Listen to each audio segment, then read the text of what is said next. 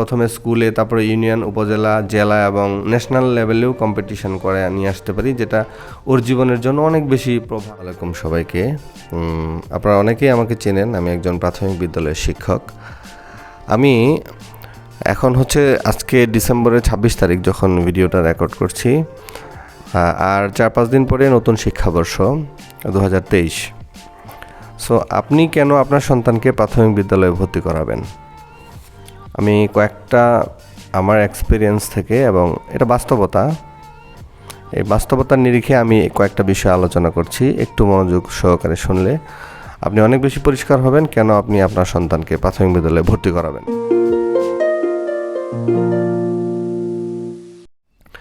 প্রথমে যদি আমরা এখানকার সিলেবাসটা দেখি, অত্যন্ত যুগোপযোগী, শিশু বান্ধব, এবং এই সময়ে 2022-23 সালে এসে একটা শিশুর যেই ধরনের সিলেবাস প্রয়োজন, ঠিক এরকমই একটা সিলেবাস অত্যন্ত সুদক্ষ কিছু ব্যক্তির মাধ্যমে এটা প্রণয়ন করা হয়েছে, এবং এটা পারিপার্শ্বিক অনেক বিষয় বিবেচনা করেই কিন্তু এই সিলেবাসটা করা হয়েছে। আপনার কাছে মনে হইতে পারে যে এটা অনেক অপ্রতুল, মানে আরও অনেক বেশি পড়ানো যাইতে পারতো, কিন্তু এটা সামগ্রিক বিবেচনায় অত্যন্ত সুন্দর এবং যৌগোপযোগী একটা সিলেবাস। এখন আমি যদি সেকেন্ড বিষয়টা আসি, বাংলাদেশের বেসরকারি প্রতিষ্ঠানে পড়াইতে গেলে মোটামুটি 300 টাকা থেকে 15,000-20,000 টাকা মাসেও খরচ হয়, এরকম প্রতিষ্ঠান বাংলাদেশে আছে, আর বেশিও আছে।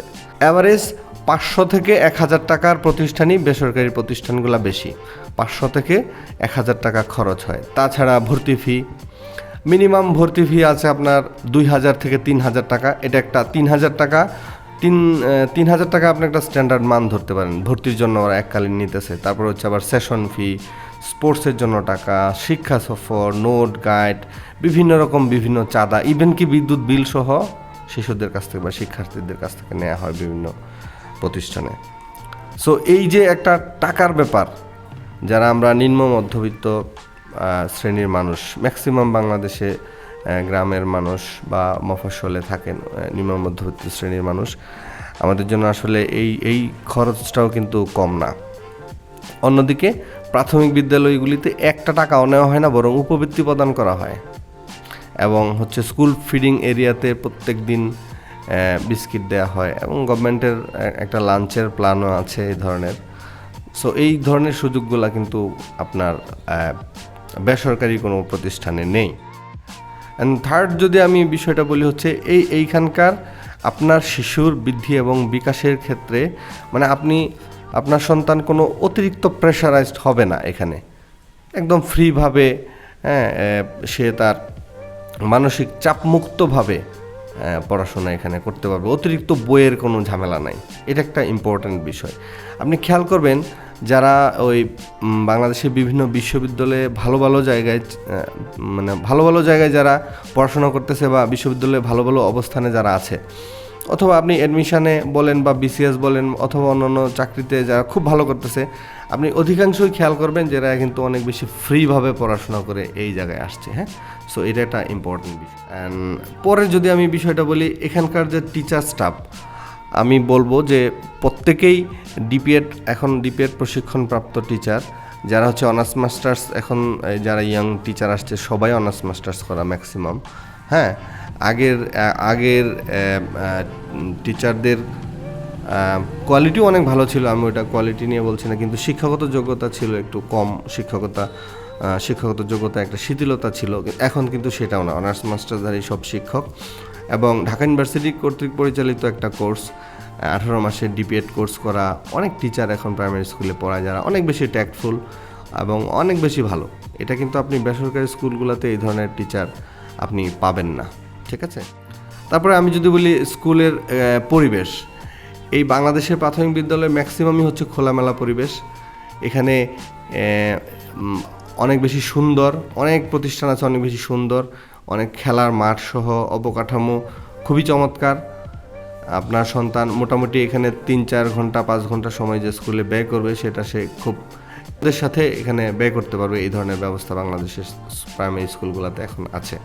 যদি ক্লাসরুমের ভিতরের কথা বলি, বাংলাদেশে শুধুমাত্র শুধুমাত্র প্রাথমিক বিদ্যালয়গুলিতে মাল্টিমিডিয়া ক্লাসরুম এবং মাল্টিমিডিয়া কন্টেন্ট টিচাররা ক্লাস নিয়ে থাকেন, যেটা সময়ের দাবি। হ্যাঁ, এখন এই তথ্য প্রযুক্তির এই সময়ে আপনি এই যে কিন্ডারগার্টেন স্কুল বা অন্যান্য যে বেসরকারি স্কুলগুলি আছে, যা আবার কিছু কিছু আছে এরা অনেক বেশি আপডেটেড, যারা অনেক টাকা নিয়ে পড়ায়, এটা এখানে তো আসলে সবার পড়ানো সম্ভব না, তারা অনেক বেশি ডিজিটাল 100% ডিজিটাল স্কুলও আছে যাদের আসলে খরচের পরিমাণ অনেক বেশি।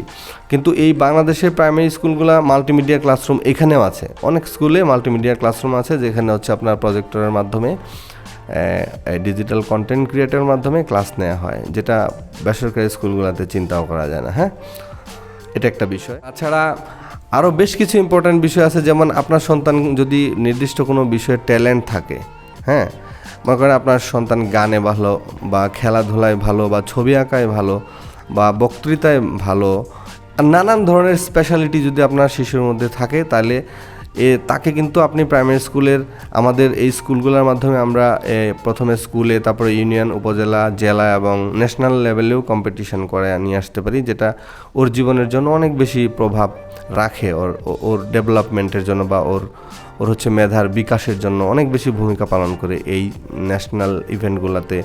হ্যাঁ, যদি আপনার সন্তান অ্যাটেন্ড করতে পারে, সো এটা একটা ইম্পর্টেন্ট বিষয়, এই বিষয়টাও আপনি মাথায় রাখতে পারেন। আমি আলটিমেটলি যদি বলি, আপনার সন্তানকে আপনি টোটালি স্ট্রেচ মুক্ত রেখে, মানে একদম স্ট্রেচ মুক্ত রেখে যদি সঠিকভাবে আপনার সন্তানের বিকাশ ঘটাতে চান, তাহলে অবশ্যই আপনাকে প্রাথমিক বিদ্যালয়গুলোতে, বাংলাদেশের প্রাথমিক বিদ্যালয়গুলোতে ভর্তি করাতে হবে।